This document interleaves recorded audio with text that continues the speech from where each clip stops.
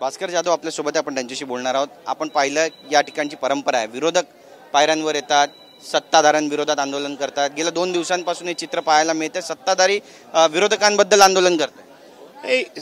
सत्ताधारी महायुतीचे जे आमदार आहेत त्यांनी घोषणाबाजी केली, विशेष करून त्याच्यामध्ये शिंदे गटाचे आमदार होते।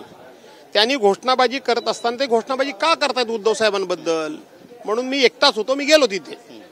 मी गेलो त्यावेळेला माझ्या लक्षात आलं की हे घोषणाबाजी करतायत, त्यांच्या हातामध्ये उद्धव साहेबांच्या फोटोचा बॅनर आहे, वरती लिहिलेला आहे किस्सा खुर्ची का।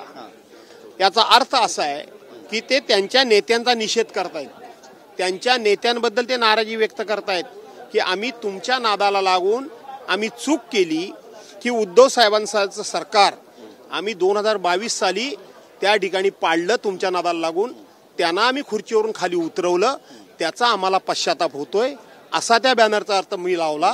आणि त्याचबरोबर त्यांनी उद्धव साहेबांना खुर्चीवर बसवलेल्या त्या बॅनरवर फोटो आहे, याचा अर्थ त्यांनी इथून महाराष्ट्रातल्या जनतेला आव्हान केलंय की पुन्हा महाराष्ट्रातल्या जनतेनं उद्धव साहेबांना आणि त्यांचं सरकार सन्मानानं खुर्चीवर बसवावं असा त्याचा अर्थ आहे।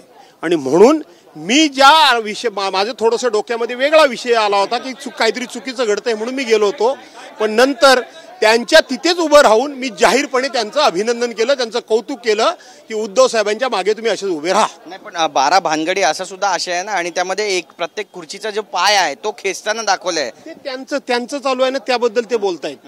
काल भाजपची एक क्लिप प्रसिद्ध झाली की अजित पवार गटांना आपल्या महायुतीत घेऊ नका, एकनाथ शिंदेबद्दलचा वेगवेगळे रिपोर्ट त्या ठिकाणी येतात की तुमचा हा उमेदवार योग्य नाही, तो उमेदवार योग्य नाही, तो उमेदवार योग्य नाही, आणि म्हणून भाजपाची सगळी योग्यता आहे असं जे महायुतीमध्ये दाखवण्याचा प्रकार सुरू आहे त्याच्याबद्दल त्यांनी संताप व्यक्त केलेला आहे। आमच्या खुर्चीचा पाय ओढत नाहीत ते, तर त्यांच्या खुर्च्या कशा पाय कसा ओढला जाईल ते सांगतायत। नक्की, पण भरत शेठ गोगावले आणि तुम्ही एकाच पट्ट्यातले पडतात, रायगड पट्ट्यातले, त्यामुळे काय म्हटलं तुम्ही त्यांना?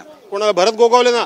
मी भरत गोगावलेना म्हटलं सुबह भूला हुआ और अगर शाम घर आया तो उसे भूला नहीं कहते, ये मैं बताने की कोशिश मेरे पक्ष प्रमुख आदरणीय उद्धव साहब को जरूर करूंगा।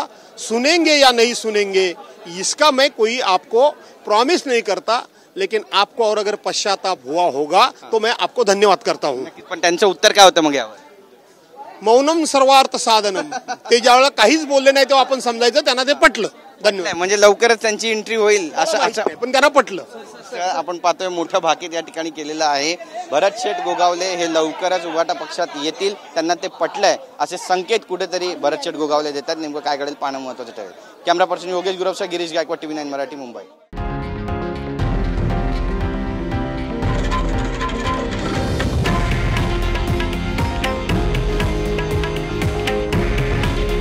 हे आहे देशातील नंबर 1 न्यूज नेटवर्क आणि आपण पाहत आहात TV9 मराठी।